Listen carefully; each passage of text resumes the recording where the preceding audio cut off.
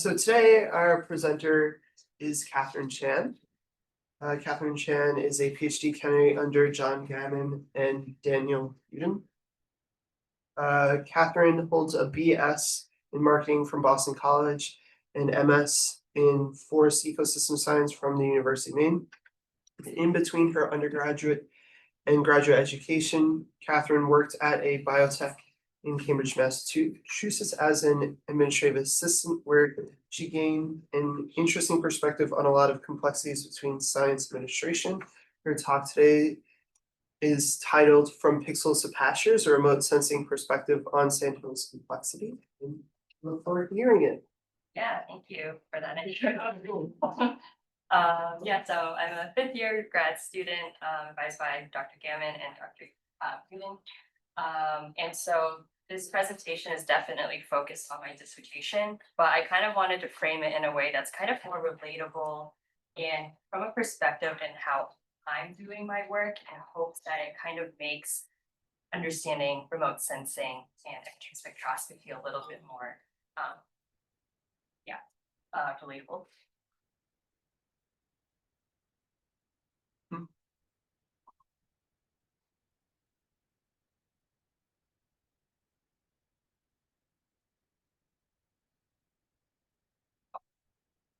So to start off with the topic of remote sensing of biodiversity, we should probably talk about the importance of it, but I think it's oftentimes pretty well known. But just to list off a couple of examples, this includes biodiversity is really important for wildlife habitat, for understanding ecosystems and the processes that take place, and in turn building resilience, which is really important in today's events just due to land use change, habitat loss, and things like aspects related to climate change.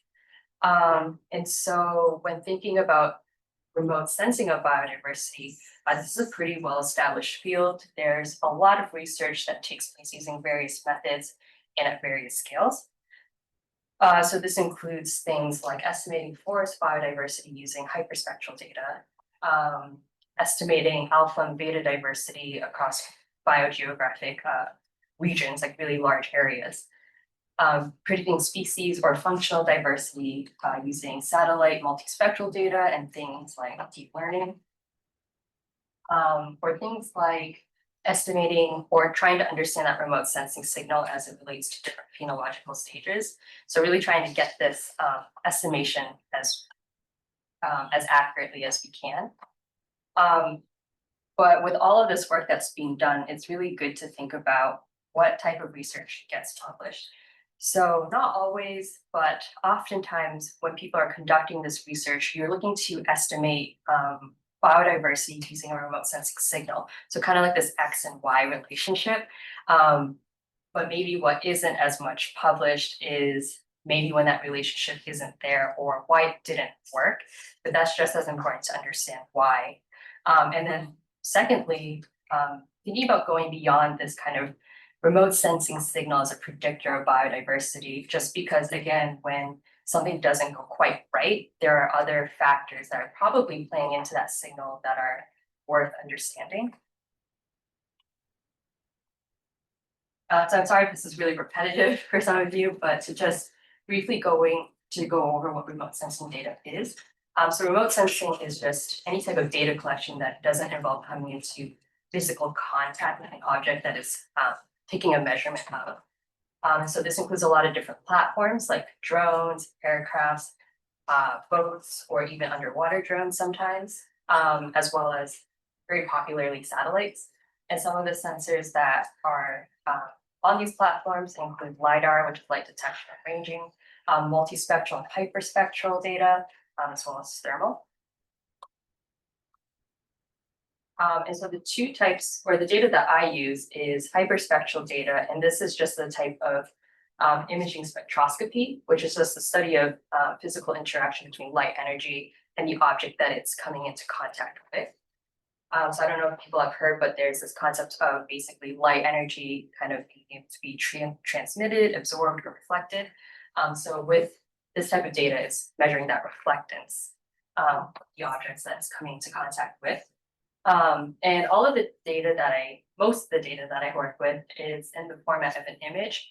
And so if you were to take this image and put it into like a tabular format, it would look something like this, where each row is a pixel and then each column after X and Y is a different wavelength along the electromagnetic spectrum. And then X and Y are those georeference coordinates. And for each band, you can kind of think about it as being an RGB image. So instead of just one red, one green, one blue, there are many different reds, greens, blue, which provides a lot more information. And this also goes beyond that visible range into the near infrared. So that's providing a lot of information beyond what the visible, what the naked eye can see, or our naked eyes can see. And then if you were to take one of these rows and to plot it against the spectrum, a lot of times things like green vegetation have a very particular spectral curve. And so this is for green vegetation, two different tree species. So you can see that these two curves are characteristic and have small differences that differentiate the two. And so different parts of the electromagnetic spectrum indicate different characteristics of something like vegetation or really any type of object that's studied. So in the visible region, which is 400 to 700 nanometers, that's that visible range. So you can get an idea of pigments. And then going beyond that, it's things that we can't really see again with our naked eye, being information such as structural characteristics or how much water is being absorbed. There are these kind of dips in the curve. And going beyond into the infrared region, you can kind of make infer information about the content of it, like biochemicals. And so this whole idea is kind of thinking spectrally capacity, which, yeah. So ever since I've kind of started working with remote sensing data, which was the start of my master's back in 2018, so not that long, I've always kind of thought that there's a certain conundrum that comes with remote sensing data. And it's both a challenge, but it's also the theme of remote sensing data, in my opinion, which actually makes it quite fun to work with and exciting. But that remotely sensed metrics are not oftentimes direct measurements of the object that it's coming into contact with. And that's especially the case with imaging spectroscopy. So what this is actually a measurement of is basically reflectance that was converted from radiance values, essentially when that light comes into contact with it, and it's converting it to values that we're using to try to understand what's going on. And the remotely sensed metrics act as proxies, oftentimes of something else that we want to know. So proxies being like a representation of something or a substitute for that value. And so because of this, oftentimes these remote sensing metrics are occurring over very long distances. So it's really important to think about what are the factors that are impacting that relationship between remote sensing signals and something that we're looking to understand, like biodiversity.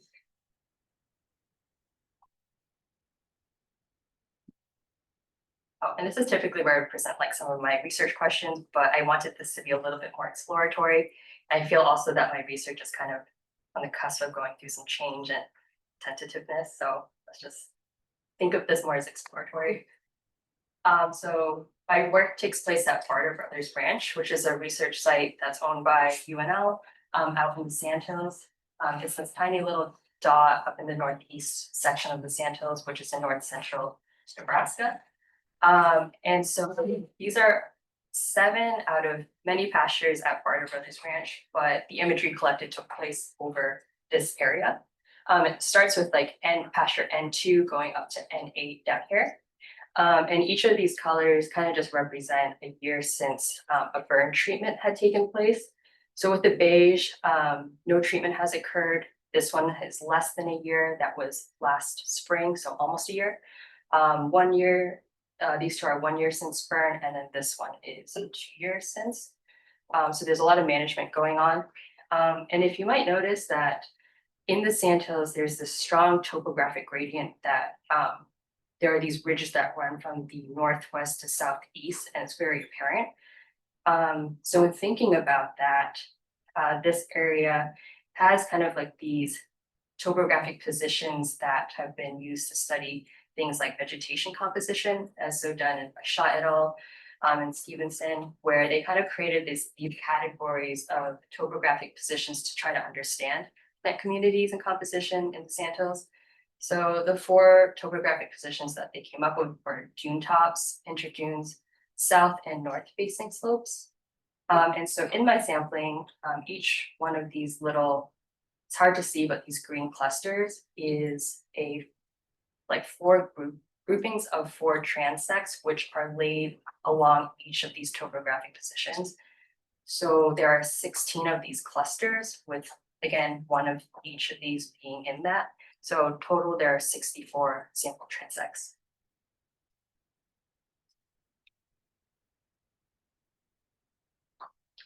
And then I also want to mention that this area is really prime for studying biodiversity because first of all, there's a lot of different grass species out there.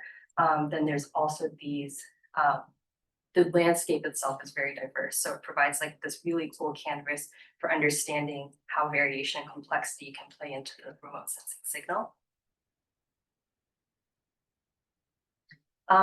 And so getting into some of the variables that I'm using in my study, or at least those that I'm presenting here in this presentation. So I'm using those 4 different topographic variables as categorical study, and then also a digital elevation model. So that just provides elevation information. And then regarding management, there's 2 types that are going on. So there's cattle range as well as prescribed burning, which we kind of talked about. But with the grazing, there's in the north pastures, there's deferred rotational, meaning that the herds are in one pasture for every month in the summer, and then they rotate in the next month. And the southern pastures, this patch burn grazing management is where they have access to all 4 pastures. And in addition, there are these burn treatments going on. So they kind of take note about where these cattle are going and enjoying to spend their time. And then here's some of that stocking information, and again, some of that burn treatment information. So this is the remote sensing data that I'm using again for this presentation. So there are these 3 spectral acquisitions resulting in these mosaic images. So the first, there are more images, but again, for this presentation, I'm using mainly these 3. But the first was in July of 2023, and then 2 last year, one being early season, and then one being the later season. It's 178 bands.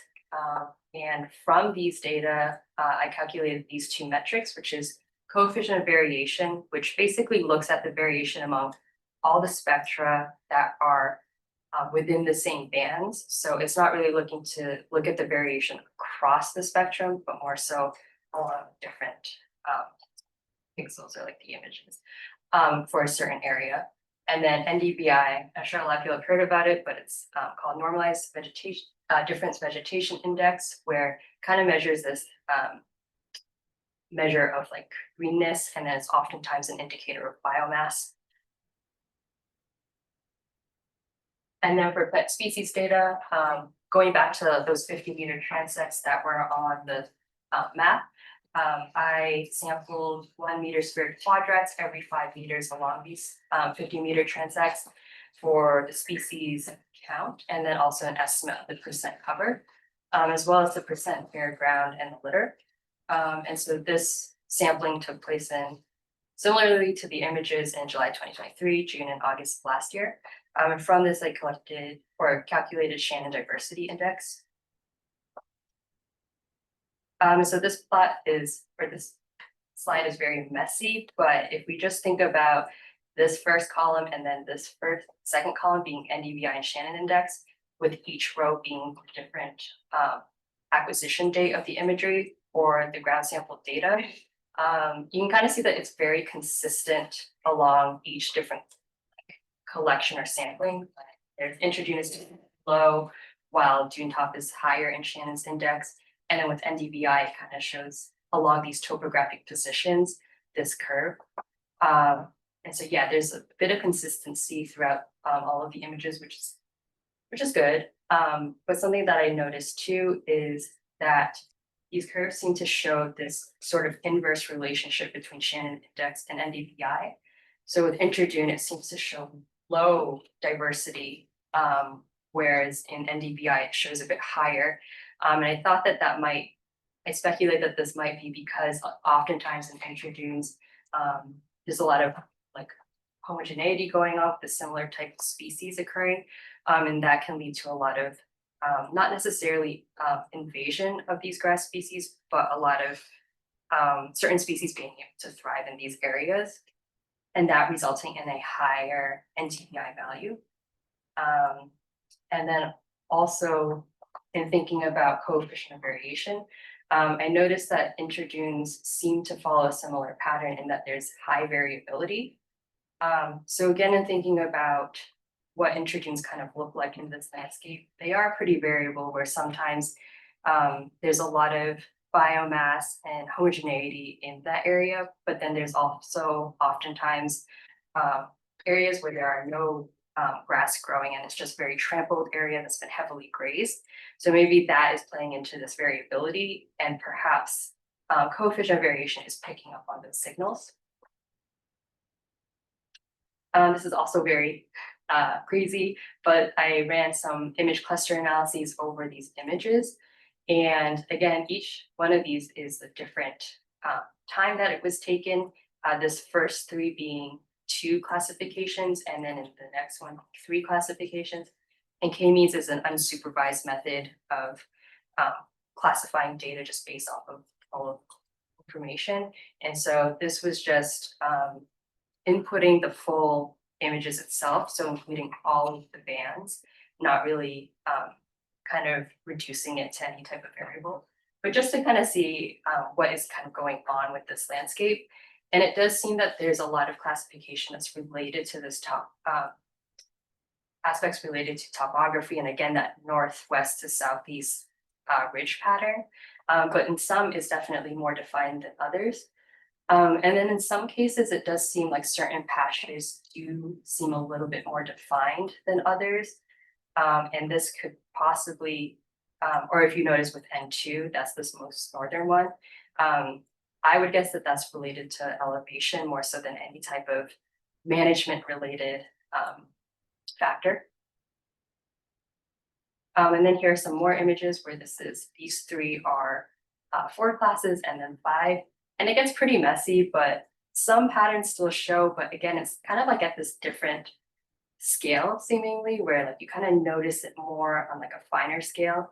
And then again, in some of these pastures, they seem to show a little bit more defined than others, but it's really hard to tell just based off of these visual analyses. And I did do a few plots of them, but nothing stuck out super apparently and consistently. And I kind of just wanted to show like an idea of this cattle movement data. So some of the cattle in the different herds were had GPS collars, so they took measurements of the location. I think it was every 30 minutes throughout the whole summer. And so in this first image, it goes from May 22nd to June 23rd of last year. And in the second one, it goes all that same data, but then prolonged to the end of the summer. And so you can kind of see that at the beginning, there's kind of this more dispersed area. It seems like where the cattle are going, which makes sense. It's kind of fresh in the season. And then as time passed, it seemed like they kind of generally enjoyed this area, it seems. Again, this is just a visual analysis. And it's good to note too that this pasture was burned last year. So it indicates that maybe there was some like preference for a burned area. So a lot of the analyses that I've been doing are very much one-to-one, not really incorporating a lot of different variables into a certain analysis, but not seeing very strong trends. And ultimately, I feel like this is okay because don't try to look into this too much, but this was a conceptual model that I developed for my comprehensive exams. And it's just basically trying to synthesize a lot of these different types of variables in order to figure out the signal that is between remote sensing and biodiversity, essentially. So these are kind of the 3 things that are good to kind of keep in mind and sum up from this image, but that know that there's a lot of complexity behind it and that there are different drivers with likely different intensities and factors related to it. So I also wanted to, so that's kind of like an overview of my project. I kind of wanted to change it into a different direction where I wanted to talk a little bit about a current, not really challenge, but just something that I'm working on currently, just to give an idea of what someone who works with spatial data might do day to day, just because it might be interesting or possibly boring. But this is just an example of one of those 50-meter transects with this curved 5-meter buffer around it. And this is the type of digital sampling that I would be conducting for my work. So you have all of your ground sample data and you want to sample your digital data in a way that's going to be representative of it because you want to estimate what's on the ground. And so this is what I've been doing. And then to add on to it, these are the 1 meter squared plots, 10 of them along the 50-meter transect. And these are not spatially referenced, that's why they look kind of off, because they are. And so my goal is to segment this buffered area into 10 pieces so that I can calculate different metrics within each of them for a finer scale measurement among the pixels within this buffer. Because again, the closer I can get to this 1 meter squared plot, it gives a different perspective and idea of what's going on rather than this whole transect. And then I can also do it with 20 slices. Again, this just provides like a better idea of what's going on and how things kind of measure up as you're changing the scale. So this was kind of my attempt in slicing this buffer. And so I was calculating coefficient of variation, and my goal was to calculate it kind of at each one of these areas split up by 10. And I ended up plotting the result, which gave me this spatially referenced like box. I was like, that's interesting. I don't know why it's doing that. I feel like it should be giving me this buffer that's classified by these colors. And then I realized that all it's doing is it is slicing up the buffer, but then also plotting it out in this map space, which isn't exactly what I wanted, but mainly because what I did want is kind of like this vertical configuration of the data and kind of, and not necessarily just it being like north to south. And that just, it's probably a pretty good estimate of coefficient of variation, even if it is in this kind of like different orientation. But in order to kind of follow this, the effects that topography has on these plant communities and spectral signals, I really wanted to keep it kind of at that angle. So I kind of had to go back to like the drawing board, if you will. So that was like a good attempt. I found a function, I found some code. I was like, okay, this worked, this runs, and it's not exactly what I want. So now I'll go back. And after talking to my advisors, it's kind of understood that you kind of have to base all of this information at the transect level because it has this defined line, and that's kind of like where you want to start with. And so after talking about splicing up this transect, it was also mentioned that I should probably keep this buffer as more geometrical rather than having it rounded, just because that will mean that the spaces or the slices are equal rather than unequal if this were to be tagged onto this or whatever. And something else I realized too is that each one of these plots starts at the beginning. So it starts at meter 0 essentially. And each plot is supposed to represent 2 meters to each side of it because that will equal 5 meters. But then I realized, well, if I'm splicing it from the beginning of this transect, that means it's kind of like this unequal segmenting, like here, where like this plot is supposed to represent this area rather than like that area. And so I had to figure out how to basically shift all of my transects 2 meters to the northwest. And this sounds like it would be pretty easy, and I thought it would be pretty easy. But instead, I found out that in order to do that, I couldn't do it in ArcPro like I thought you might be able to. Maybe there's an option, but I couldn't find it. And so what I ended up doing it is in R and basically shifting, or not shifting, but extending the 50-meter transect northwest by 2 meters, and then trimming the southeast part 2 meters. And then, yeah, just running this over all 64 transects. So that worked out. And now I can redo this flat buffer to this area. And then my next step is to add this grid to the buffered areas. And then from there, I can calculate all of the different metrics in each of these different squares, essentially. And luckily, I do know that there's a function in ARC to do this because it's called fishnet. And I know this too because I did this actually for the project that I was working on exactly 2 years ago when I gave this GSA seminar. And that was at the time I was working at Indian Cave State Park before switching over to grasslands. So sometimes things feel like they really come full circle. Okay.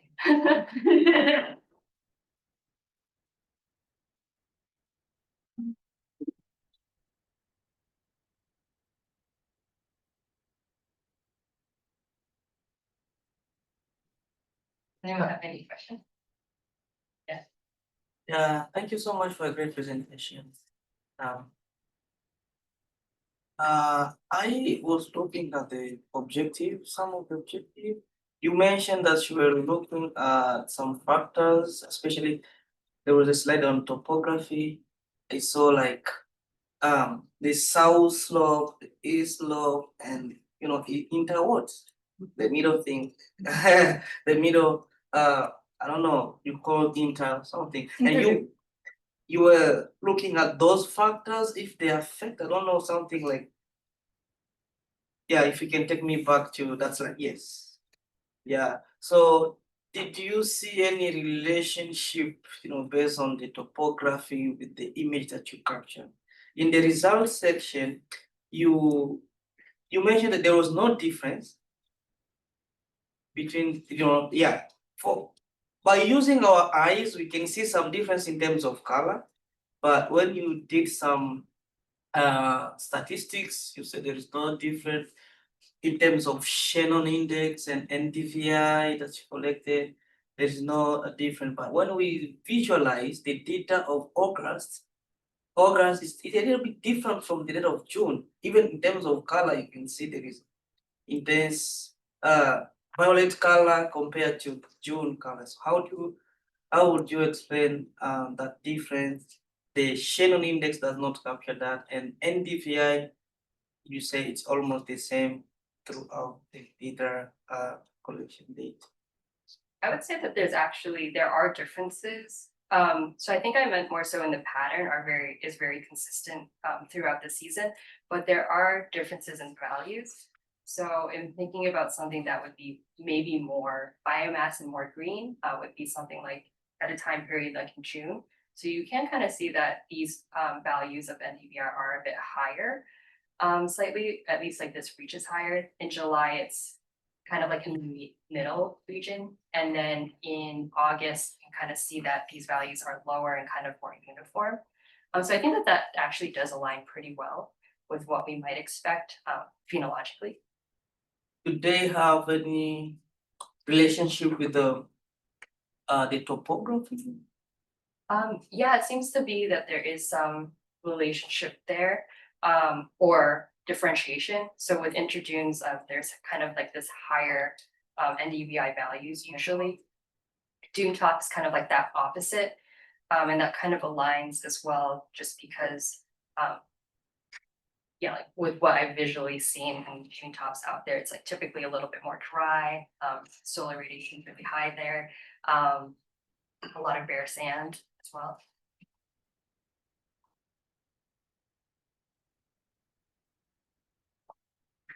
So, like, this revolves around airborne imagery.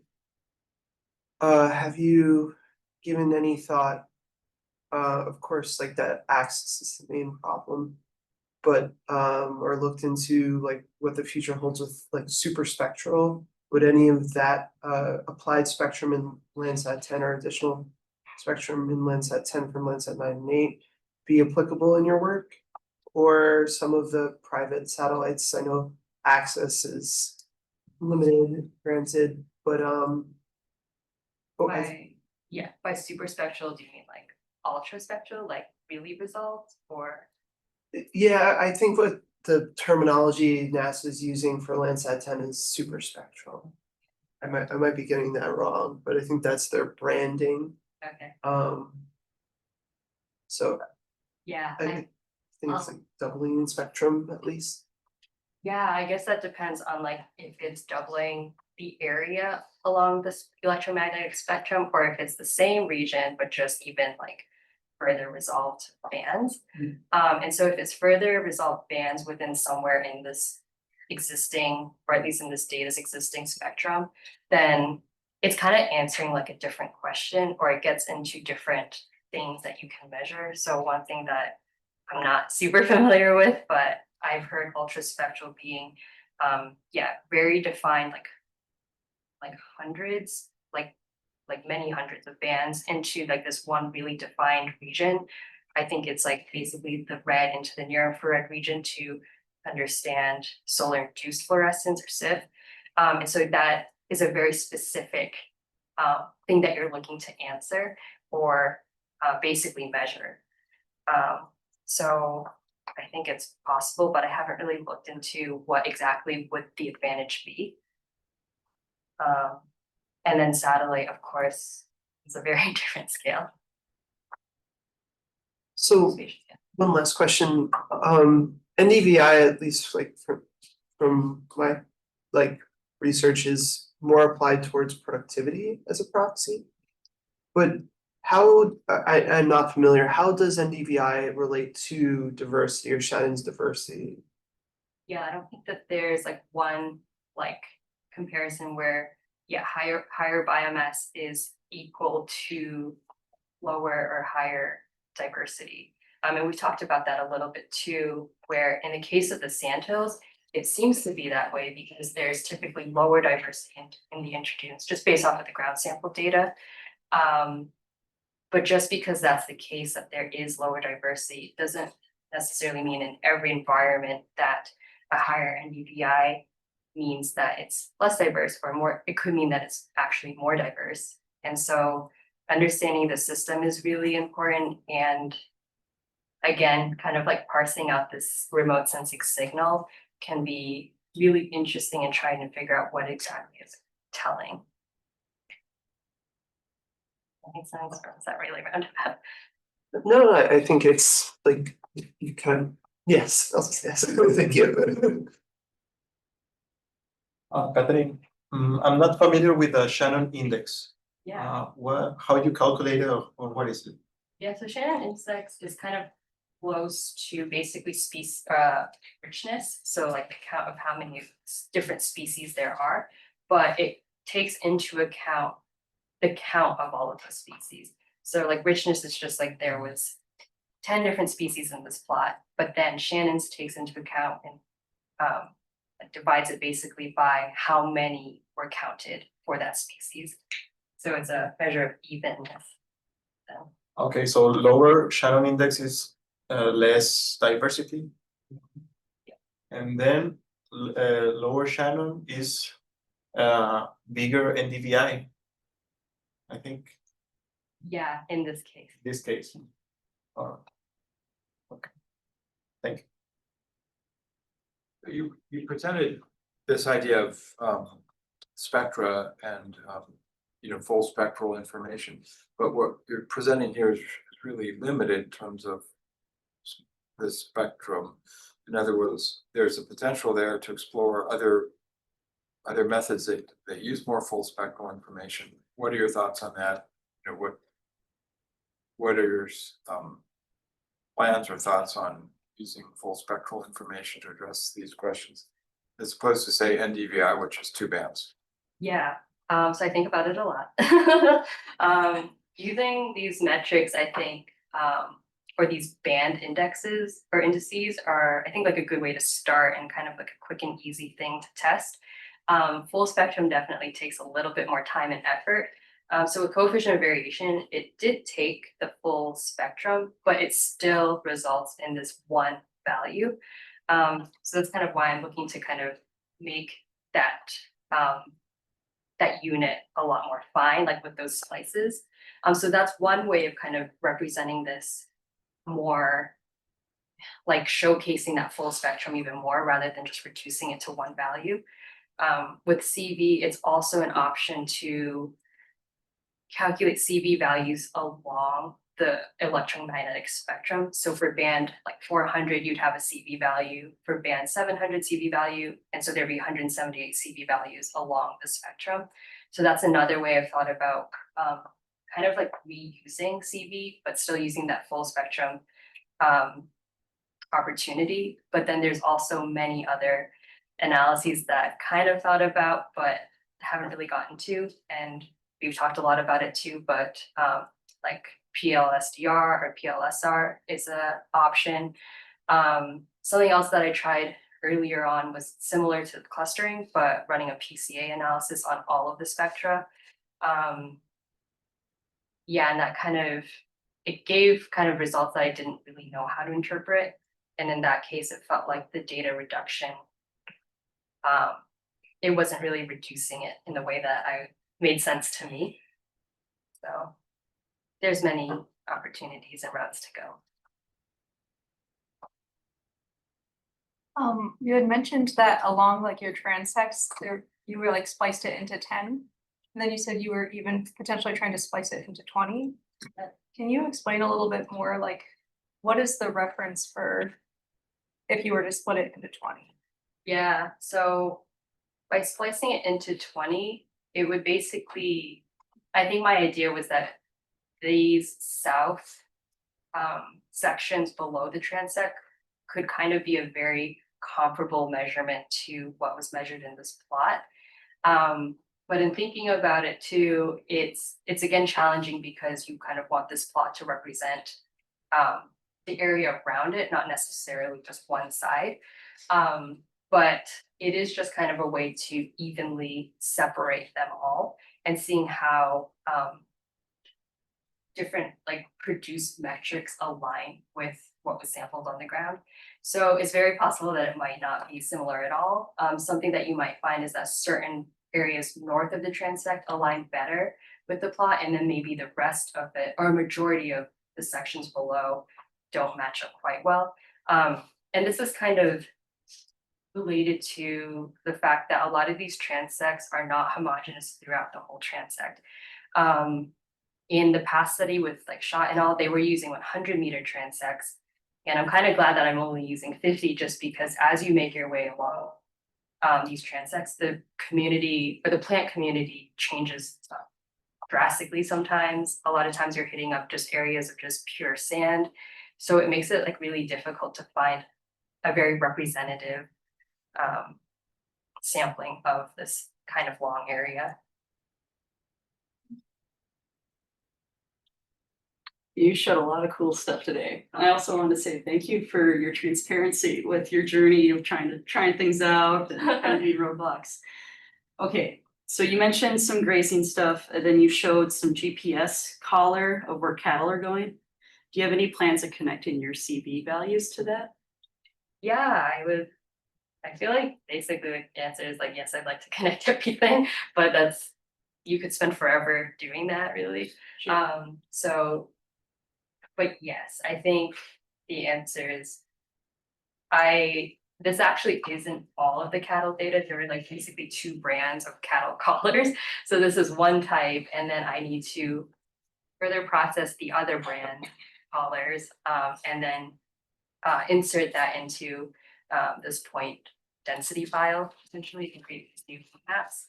But after that, they can basically be these like spatially referenced images that you can basically slap on as another layer to all of the spectral data, and then from there calculate the metrics and see how they align with the area that they're all in. Yeah, I would think that like if one were to do that, I feel like CV would probably be low in the areas where cattle were, but I think with this study, it really seems like everything's kind of like possibly like you can kind of hypothesize this, but it's really a wild card, as one might say.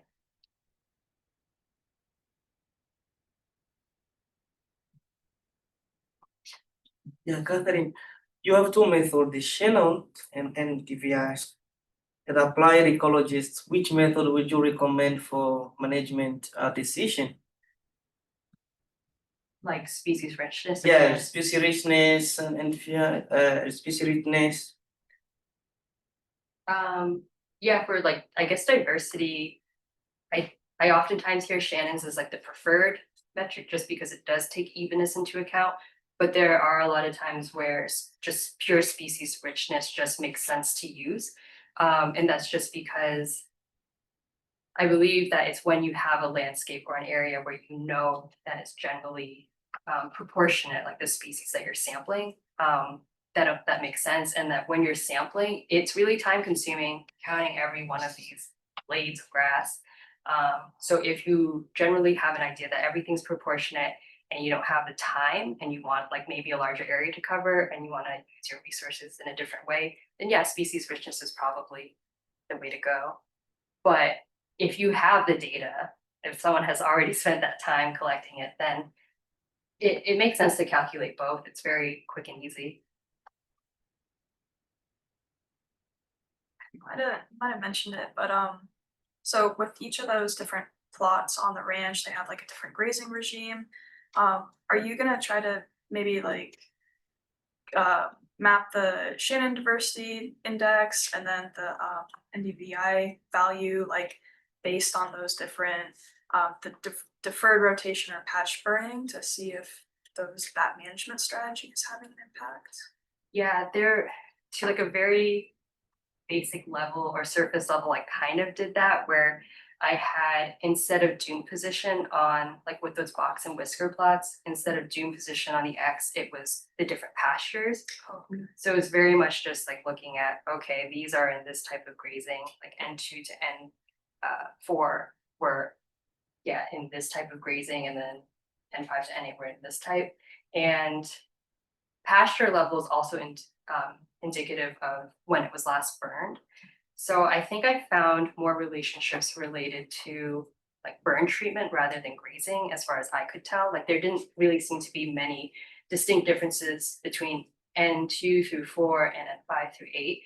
But this is where kind of like an in-depth analysis would make a lot more sense, just because if you're taking those metrics, which are based off of like ground sampled anyway, which is based off of these transects, then calculating NDVI in this area, it kind of makes sense to further use a specific metric of cattle movement data to compare to that, rather than at the pasture level.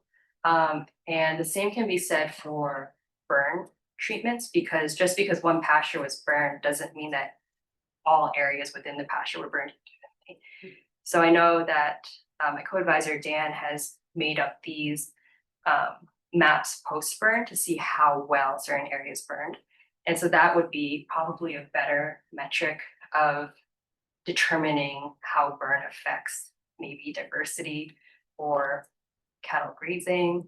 But all of this takes a lot of time and processing. And that's like truly where I am. It's just all of these different variables take a lot of time and processing efforts to merge together to get like any information out of it.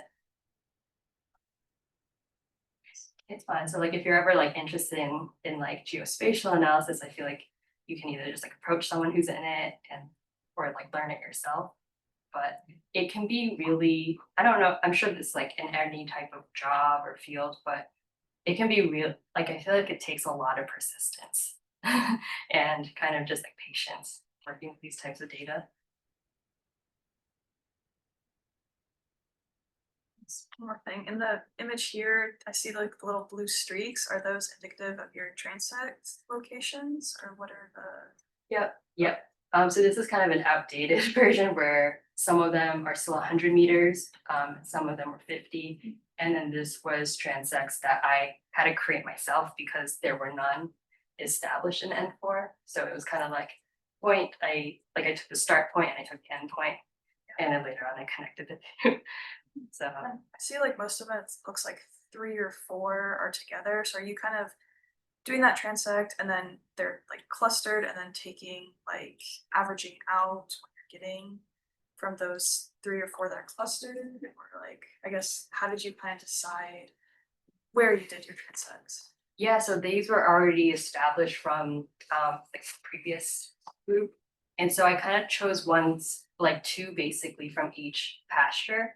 And ones that I thought looked like a good representation of dune positions, because a lot of these were just set up seemingly so arbitrarily, like I would be on the dune top. I'm like, this is not a dune top. And it's very possible that kind of like the dune has changed over time, because these were established probably like a few decades ago, like maybe 15, like probably 20-ish years ago. And then in some of them, there were not groups of 4, it was just 3. Like I think this one was a dune top, a north facing slope and an intradune. So then I added in this south facing slope. And then when I got there, or as I was working there, I kind of understood why it's like this very steep, like basically slope. But I guess it works. So in your presentation, you kind of conveyed a couple different things, at least in my mind. One is there's incredible complexity out here. Yet on the other hand, you're asking some simple questions, for example, about can you detect biodiversity, or does dune position have something to do with that? And on the other hand, you've got burning cattle. You had kind of a cool figure that sort of conveyed that complexity of all these things together. Could we look at that for a second? So most of this is looking at 1 or 2 things at a time, but this figure implies you're going to somehow tie this all together, or there's a way to do that. So what are your thoughts in terms of trying to pull all this complexity into your analysis and look at it all together? What methods or what thoughts do you have on that, as opposed to sort of one item at a time? Yeah, thought a little bit about this, and I should be thinking a lot about it, but yeah, so there are a lot of variables in all of this, and we've talked about, well, the first thing that comes to mind is that you can kind of do a lot of these multivariate analysis, or like statistical analysis, like various clustering techniques once you have all of these variables configured. So that's like an option. You can also kind of use a bunch of mixed models, whether it's like linear or like any type of model to look at how how other variables might be influencing like biodiversity. But then the one that we've talked about, which sounds very intriguing to me, is path analysis. And I forgot the other terms that are used for that type of work, but I believe how that works is you kind of like feed in all of your information, and it does some type of work in trying to determine how each one influences one another, or has a greater influence on the end metric being biodiversity. And so I think that by doing that, it would be really interesting to see, I guess, how maybe this aligns with that or it doesn't. And it's also really important to keep in mind, how are all of these variables derived and at what scale they are? Because again, a lot of my data so far it's kind of like very mixed. It's like categorical and continuous. So I think that that's something that I like really need to put a lot of thought into, but I think that it's like right on the horizon. Because this figure sort of implies path analysis, or structured equation modeling is another term, because you've got all those arrows as if your hypothesis